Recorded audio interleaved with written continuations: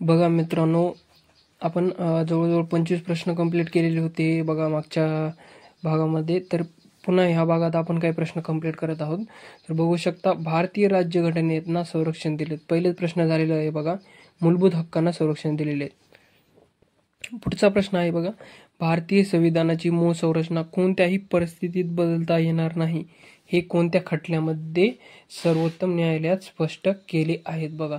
तर बघू शकता, केशवानंद भारती हा जो खटला आहे ना बघा, याच्यात असे नमूद केले आहेत बघा की संविधानाची मूळ संरचना जी बेसिक स्ट्रक्चर आहे ना, ते कधीच मोडता येणार नाही बघा.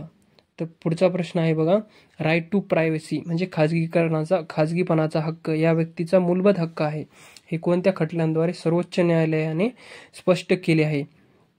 तर याच्या प्रश्नाचा उत्तर आहे बघा, पुट्टास्वामी विरुद्ध भारत सरकार ह्या खटल्याने सर्वप्रथम राईट टू प्रायव्हसी म्हणजे खाजगीपणाचा हक्क हा व्यक्तीचा मूलभूत हक्क आहे असे पटवून दिले होते बघा.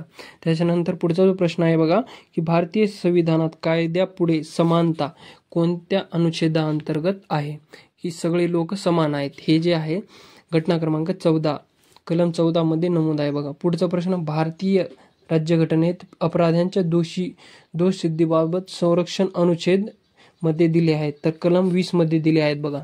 पुढचा प्रश्न आहे, संविधानाचे कोणते कलम हे देशातील भारतीय प्रत्येक नागरिकाला जगण्याचा मूलभूत हक्क प्रदान करतात, तर कलम 21 हे सर्व भारतीयांना जगण्याचा नागरिकाला मूलभूत हक्क प्रदान करतात. पुढचा प्रश्न आहे, भारतीय राज्यघटनेमध्ये कोणत्या कलमात भारताच्या प्रत्येक नागरिकाचे कर्तव्य नमूद केले आहेत. 51A मध्ये सगळे भारतीयांचे कर्तव्य नमूद केले आहेत मित्रांनो.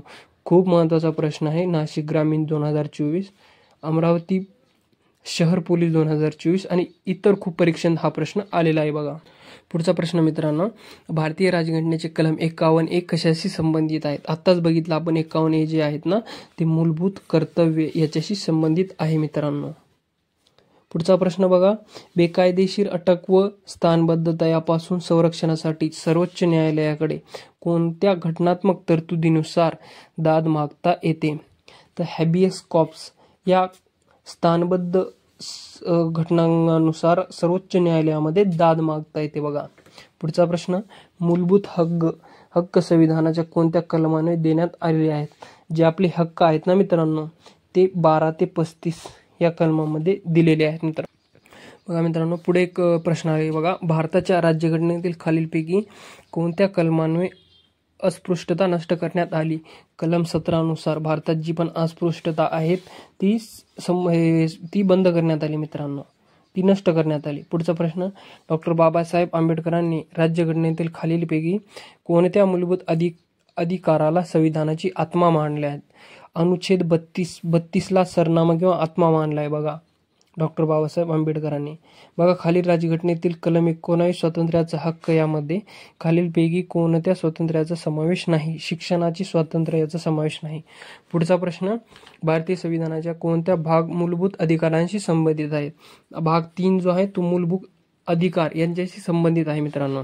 वैज्ञानिक दृष्ट्या मानवतावाद आणि जिज्ञासा समृद्धी अंगी बाळगावी असे भारतीय राज्यघटनेतील कोठे नमूद आहे, तर 51A कर्तव्यात नमूद आहे बघा.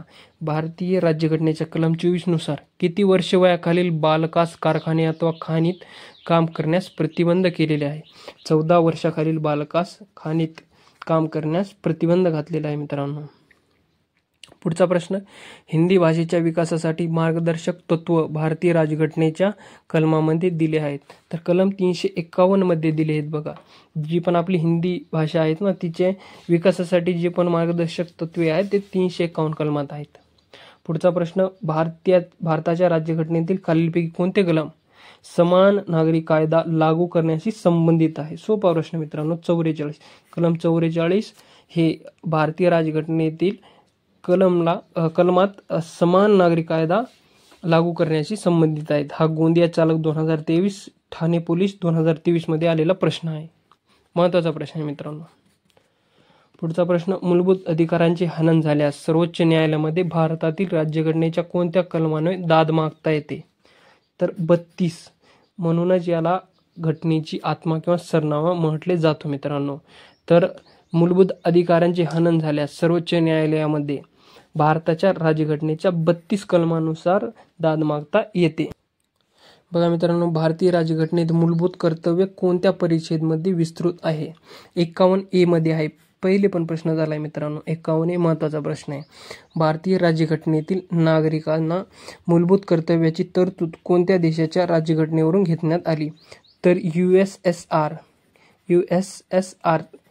या देशाच्या राज्यघटनेतून घेण्यात आली. USSR जर्मनीचे वायमर आहेत मित्रांनो.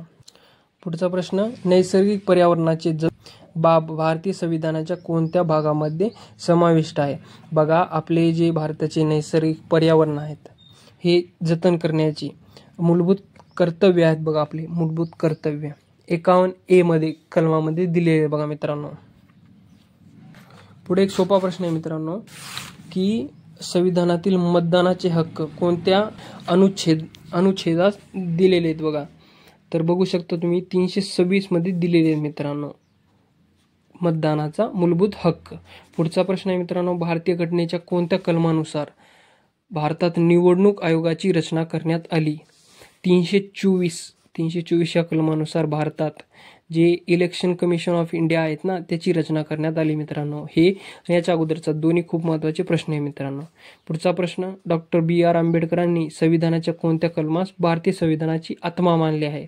बघू शकता, कलम 32 ला आत्मा अगोदरच घेण्यात आलेला आहे मित्र प्रश्न, की बेसिक म्हणजे नॉर्मल आपली हनन झाली, कर्तव्याची हनन झाल्यास आपण सर्वोच्च न्यायालयात कलम 32 नुसार दाद मागू शकतो, म्हणून याला संविधानाची आत्मा असे संबोधले आहेत मित्रांनो.